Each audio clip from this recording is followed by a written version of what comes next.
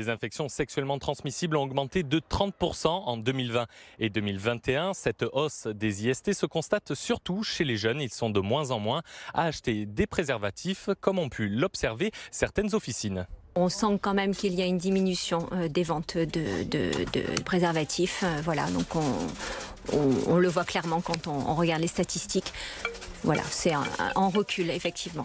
C'est inquiétant, évidemment, puisque on se rend bien compte que l'importance de la transmission des MST, enfin de l'information sur la transmission des MST est en recul, ou en tous les cas, la confiance dans les traitements peut-être fait qu'on s'inquiète moins de la transmission. Voilà. Même si les ventes de préservatifs sont en recul, son utilisation semble encore très importante pour certains étudiants. C'est très important parce que d'une part, ça évite aux jeunes filles de tomber enceintes, mais surtout d'éviter les maladies sexuellement transmissibles. C'est pour pouvoir passer le reste de sa vie sereinement, pour pas avoir de tracas, c'est le mieux, je pense. Aujourd'hui, ça s'oublie de plus en plus par rapport à quelques années. Je ne sais pas si ça dépend de la génération ou de notre âge, mais je trouve qu'il faudrait que ça revienne un petit peu plus. Depuis janvier 2023, certaines boîtes de préservatifs sont gratuites pour les mineurs et les moins de 25 ans.